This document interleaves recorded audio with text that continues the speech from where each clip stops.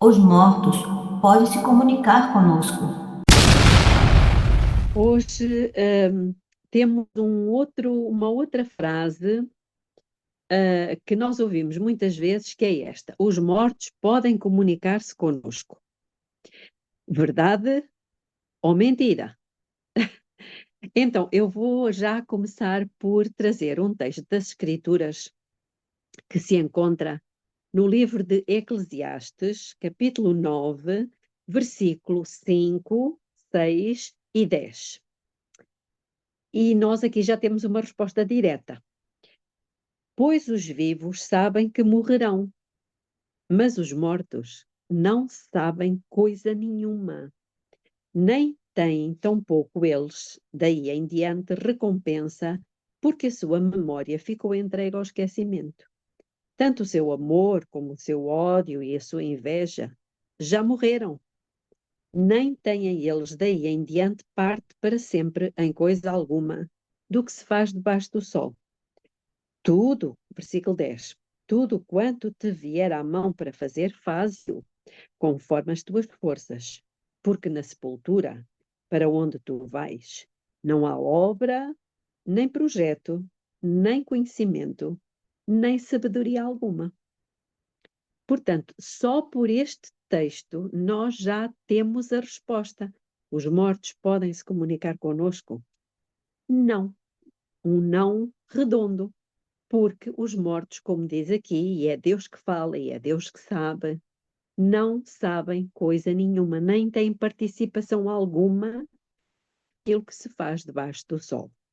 Mas vamos ainda ver outros textos, agora no Novo Testamento, a primeira carta a Timóteo, 1 de Timóteo, capítulo 6, versículos 15 e 16.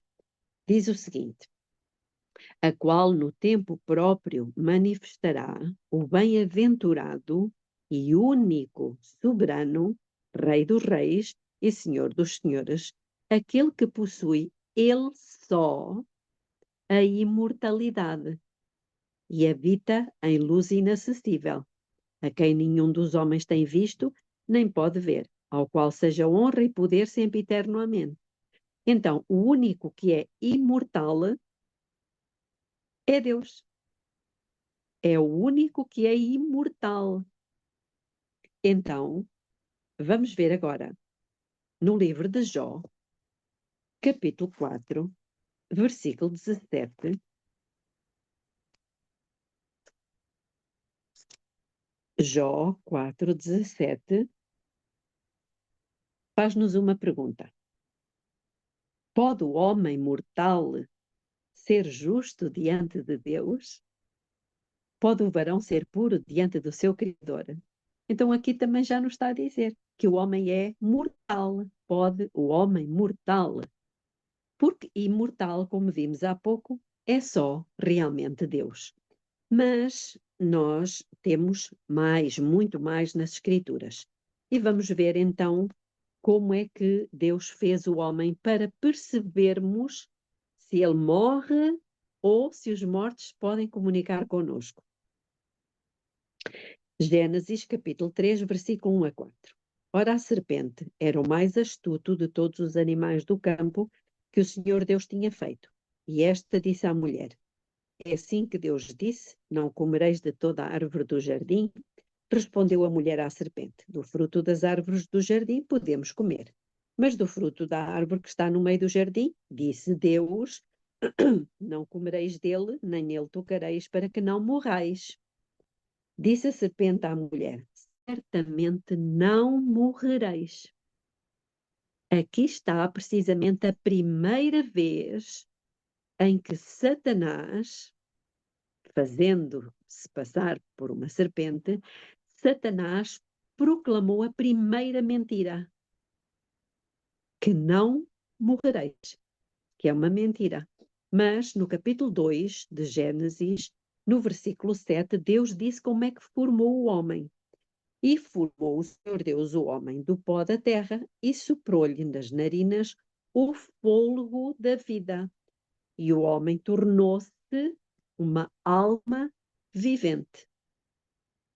Ou seja, quando se junta o corpo, o pó, o barro, com o fôlego, que é algo que não é visível, as duas coisas juntas, e surge uma alma vivente, ou seja, uma pessoa.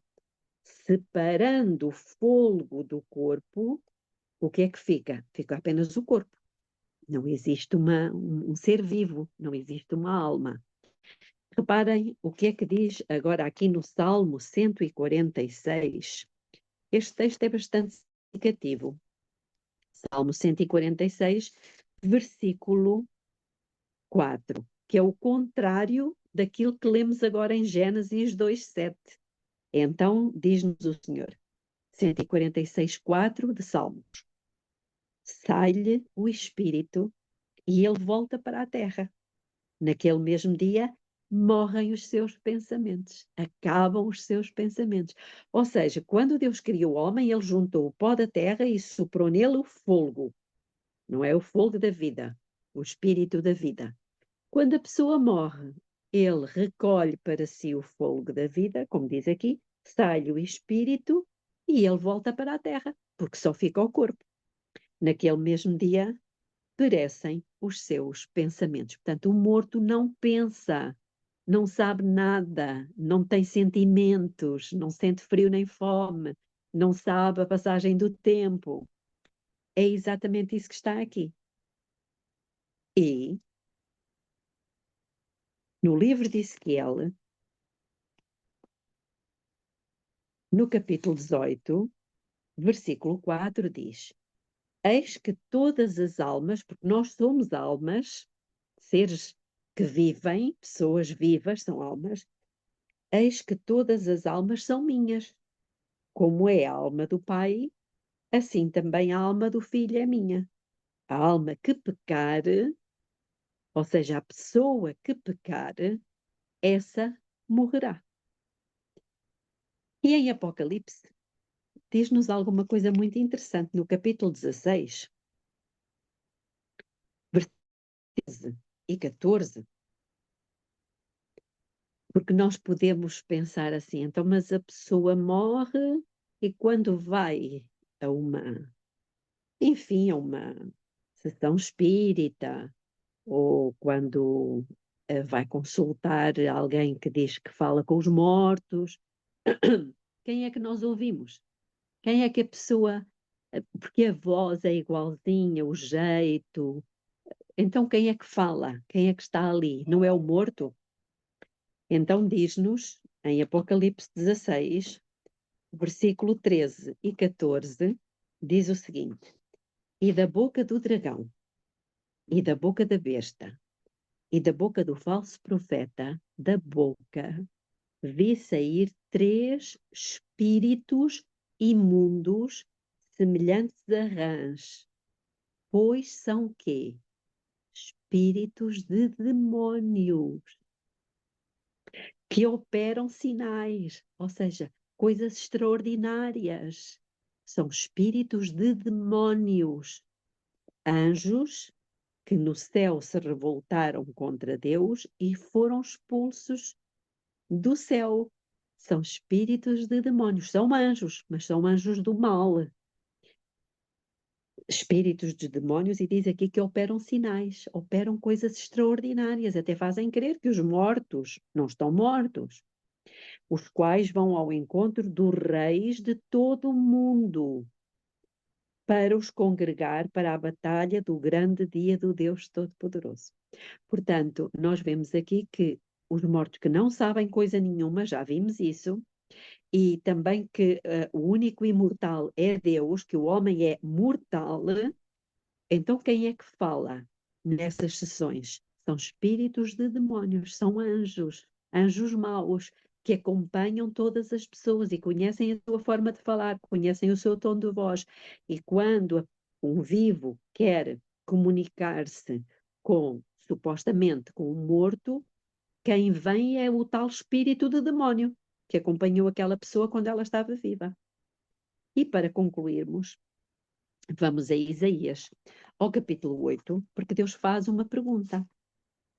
Isaías capítulo 8, versículo 19, e diz-nos o seguinte: quando vos disserem, consultai os que têm espíritos familiares e os feiticeiros, que chilreiam e murmuram, fazem assim baixinho, não é? Respondei, acaso acaso não consultará um povo ao seu Deus? Acaso a favor dos vivos consultar-se os mortos? Nós já vimos que não. Portanto, a resposta que nós damos a os mortos podem comunicar-se conosco é um redondo não. Cuidado, porque muitas pessoas estão a ser, acreditam que podem falar com os mortos. Meus amigos, não estáis falando com os mortos, estás falando com o espírito de demónio, com um anjo mau. Portanto, que Deus nos ajude e vos ajude também a sempre consultarmos a palavra, porque a palavra desmascara Satanás, que é um mentiroso e pai da mentira. Louvado seja Deus, porque Deus não nos deixou entregues ao engano, mas deu-nos a sua palavra, que é a verdade.